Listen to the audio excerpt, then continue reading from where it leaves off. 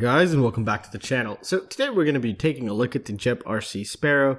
Now I have been flying this guy just quite a bit. However, the batteries that I have are very terrible, which are the Turnigy graphene batteries, which are the 500 milliamp 3S lipos. They're absolutely terrible. However, I did get to fly it as much as I did, and this thing's performance is insane. It's locked in, it's tuned beautiful.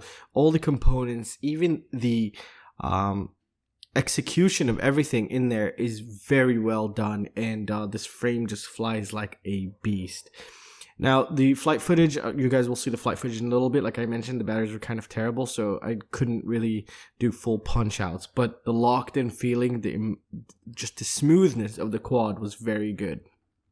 Now let's talk about some of the specs. Now it's running 1407 motors, 3500 kV, which is pretty good, pretty efficient.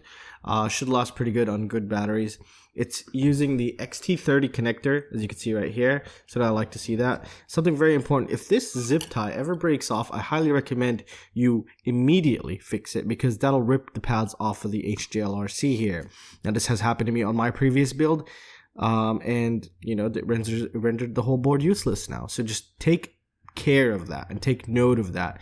These pads rip very easy. However, the boards that they're providing are very good, except with that issue. It's a very annoying issue. I've already ripped, I think, 2 of them now.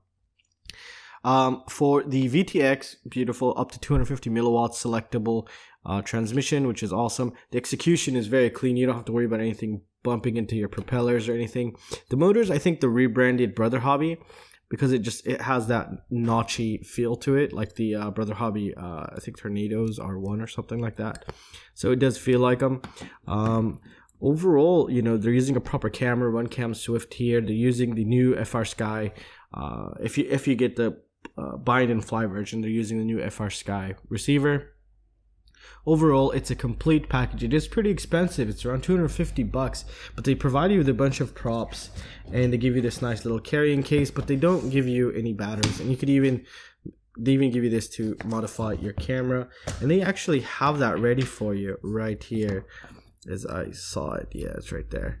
So it's even ready for you. You could just plug it in. Let's just take a look. It's right there.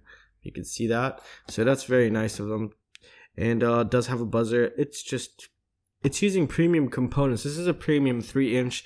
The frame design is very good. It's very durable. I have another one that I did a custom build. I love it. This is one of the best 3-inch frames I've ever used, flown, and just overall, all around, it's a very good flyer. It's very nimble. I mean, I was hitting tight gaps. I wish I had better batteries, which I'm about to order some fresh batteries for 3-inch quads, because the Turnigy graphenes were just terrible. The 500 milliamp version 3S, terrible, absolutely terrible. I mean, I could just sit here for now and tell you how crappy they are. But even then, I still did my best to do a proper review on this, and I can't wait till I get the new batteries. If this didn't feel as good as I thought it was, or how it actually performed, I would not have ordered three more lipos for a 3-inch build here, or 3-inch micro quadcopters.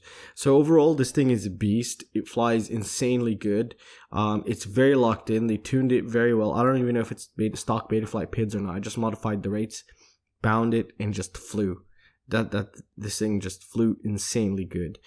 Nothing weird. Everything is tightened down very good. However, I always recommend you check the screws on every single part on your pre-built quadcopters. They do tend to get loose. Sometimes the employees get lazy and don't tighten them all the way, and then that goes loose in the middle of the air.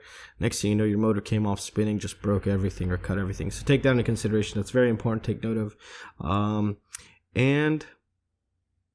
This is a good one. It's a very good one. No noise. There is no OSD. The OSD is from the run cam itself, as I believe. It is kind of power hungry a little bit, but you just need to get proper batteries for this guy. Overall, it was a very good one. In my opinion, I'd recommend it if you're thinking of getting it. I don't see why you shouldn't get it. You just got to get the proper batteries. And that's going to conclude it for this video, guys. I'm going to leave you with the FPV footage, and I will see you next time. See you guys. Take care.